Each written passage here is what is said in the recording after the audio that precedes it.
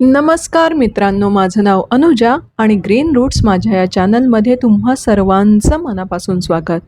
मित्रांनो, मोगऱ्याला जर भरपूर फुलं हवी असतील, भरपूर कळ्या हव्या असतील आणि एकदाच नाही तर संपूर्ण उन्हाळाभर तुम्हाला मोगरा बहरलेला हवा असेल, तर आजच्या आजच ही 4 कामे करा, जी की करायला खूप सोपी आहेत पण त्याचा खूप फायदा होतो. बऱ्याचशा वेळेस जेव्हा सीझन सुरू होतो, उन्हाळा सुरू होतो, तेव्हा मोगऱ्याला कळ्या खूप कमी लागतात किंवा एकदा बहर आल्यानंतर पुन्हा कळ्याच येत नाहीत. तर त्या केसमध्ये आपल्याला 4 छोट्या आणि अगदी सोप्या गोष्टी करायच्या आहेत, ज्या की तुम्ही कधीही करू शकता, ज्याच्यामुळे झाडाला नवीन फांद्या फुटतात, नवीन फुटवे फुटतात आणि जसं की तुम्हाला माहिती आहे, एका फांदीला एकदाच फुलं येतात. तर हे कामं केल्यानंतर तुमच्या झाडाला एकदाच नाही तर संपूर्ण उन्हाळाभर परत परत फुलं येतील. त्याचबरोबर मी तुम्हाला सांगणार आहे एक बोनस टिप, एक असं खत जे तुम्ही रोज झाडाला घालू शकता आणि त्याचा खूप फायदा होतो. तर चला आजचा हा व्हिडिओ सुरू करूयात. सगळ्यात पहिली गोष्ट म्हणजे झाडाला भरपूर पाणी घाला. उष्णतेमुळं किंवा उन्हामुळं पाणी लगेच सुकून जातं आणि झाडाला जेवढं गरज आहे तेवढं पाणी मिळत नाही.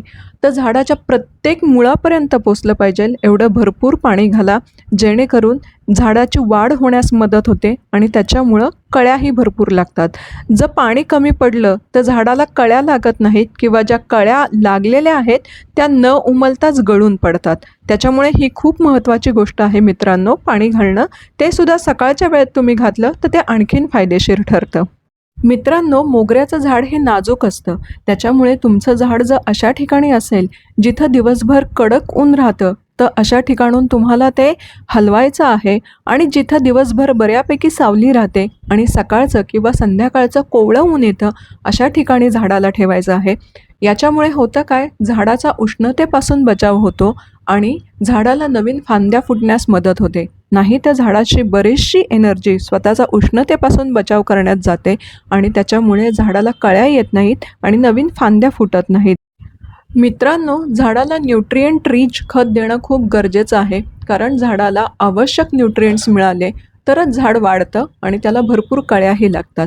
अशा वेळेस तुम्ही कुठल्याही प्रकारचं कंपोस्ट म्हणजे शेणखत असेल, गांडूळ खत असेल किंवा तुमच्या किचन वेस्टपासून तयार केलेलं कुठलंही खत असेल, असं खत 1 ते 2 मुठी झाडाला घाला, जेणेकरून आवश्यक असणारे न्यूट्रिएंट्स झाडाला मिळतील. ही खूप महत्त्वाची स्टेप आहे. याच्यामुळे झाडाला येणारा बहर जास्त प्रमाणामध्ये वाढतो. तुम्ही आत्ता म्हणजे मार्च महिन्याच्या सुरुवातीला किंवा नंतर केव्हाही तुम्ही झाडाला खत घालू शकता. याचे रिझल्ट्स तुम्हाला 7 ते 8 दिवसातच दिसतील आणि झाडामध्ये झालेले बदल दिसतील. झाडाला नवीन नवीन फांद्या येणं देखील खूप गरजेचं आहे, कारण जेवढ्या फांद्या झाडाला फुटतील तेवढ्याच कळ्या लागतील. तर याच्यासाठी तुम्हाला सगळ्यात महत्त्वाची गोष्ट करायची आहे ती म्हणजे कटिंग करायचं आहे. ते कटिंग कुठल्या ठिकाणी करायचं, जिथं आपली जी मेन फांदी आहे किंवा मेन ब्रांच आहे तिथे कट करायचं. ज्याला फुलं येऊन गेलेली आहेत अशी फांदी तुम्हाला कट करायची आहे, जेणेकरून नवीन फांद्या फुटतील अनेक. या ठिकाणी तुम्ही पाहू शकता ज्या नवीन छोट्या फांद्या फुटलेल्या आहेत त्याला देखील भरपूर आणि गुच्छाने कळ्या लागलेल्या आहेत. आता वेळ आहे बोनस टिपची. असं एक खत जे अगदी तुम्ही रोज झाडाला घालू शकता आणि त्याने कुठलाही अपाय होणार नाही, ते म्हणजे तांदूळाचं पाणी. होय मित्रांनो, तांदूळाचं पाणी एक झाडासाठी एक उत्तम खत म्हणून काम करतं. जनरली घरामध्ये आपण रोज कुकर लावतो, पण तांदूळाचं पाणी हे एक चांगलं खत आहे हे बऱ्याचशा जणांना माहिती नाही, त्याच्यामुळे ते टाकून दिलं जातं.